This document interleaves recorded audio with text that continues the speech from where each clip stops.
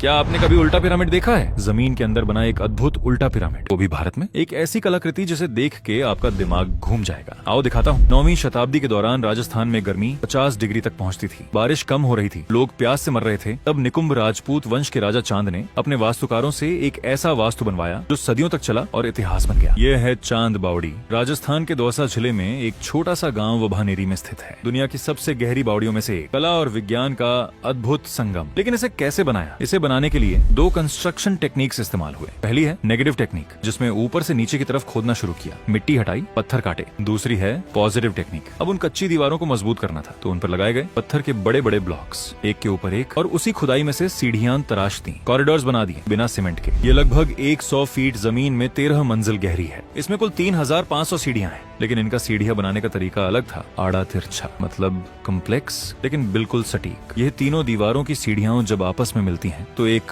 Pattern बनता है, और वो पैटर्न है त्रिभुजों का एक जादुई जाल। अगर ध्यान से देखें तो यह पूरी बॉडी एक सिमेट्रिकल जियोमेट्रिक क्यूब है, हर तरफ से एक जैसी, बिल्कुल परफेक्ट। यही वजह है कि यह एक ऑप्टिकल इल्यूजन बनाता है, जैसे कोई अनंत भूल भुलैया हो। लेकिन ऐसा पैटर्न क्यों? जब सैकड़ों लोग एक साथ पानी लेने आते थे, तो नीचे जाने वाले अलग रास्ते से जाते थे, ऊपर आने वाले अलग रास्ते से आते थे। कोई भगदड़ नहीं। ये था 9वीं सदी का क्राउड मैनेजमेंट सिस्टम। अगर आप इसे ऊपर से देखो तो चौड़ा दिखता है, नीचे जाते जाते संकरा हो जाता है, मतलब बिल्कुल एक उल्टे पिरामिड जैसा। लेकिन सवाल यह है, ऐसा क्यों? इसके पीछे प्योर साइंस। सोचिए, जब आप जमीन में इतनी गहरी और संकरी खुदाई करते हैं तो क्या होता है? नरम मिट्टी अंदर की तरफ धंसने लगती है, दीवारें टूटने का खतरा होता है। लेकिन उल्टे पिरामिड की शेप में दीवारों पर पड़ने वाला दबाव चारों तरफ इक्वली डिस्ट्रीब्यूट हो जाता है। जितना नीचे जाओ उतनी दीवारें एक दूसरे को सपोर्ट करती हैं। और सबसे गहरी बात करते हैं, इसमें ज्वालामुखी का छिद्र युक्त पत्थर का इस्तेमाल किया गया था, जिसे कहते हैं पोरस वोल्केनिक स्टोन। इस पत्थर में असंख्य छोटे छोटे छिद्र होते हैं। जमीन के नीचे जो ग्राउंड वाटर होता है, वो इन्हीं छिद्रों से रिस कर अपने आप बावड़ी में भरता था। यानी प्रकृति खुद पानी पहुंचाती थी, और यही पत्थर पानी को ठंडा भी रखता था, गर्मी बाहर रोकता था। और सबसे दिलचस्प बात, यहाँ की दीवारों और मंडपों में कई भगवान की मूर्तियां भी मिलती हैं। और बावड़ी के बगल में था हर्षत माता मंदिर, और चौथी दीवार पर सिर्फ राजमहल नहीं था, वहाँ था एक रंगमंच, खुला आंगन, जहाँ नृत्य होता था, नाटक होता था। पूनम की रात जब चांद की रोशनी इन 3500 सीढ़ियों पर पड़ती है, तो हर सीढ़ी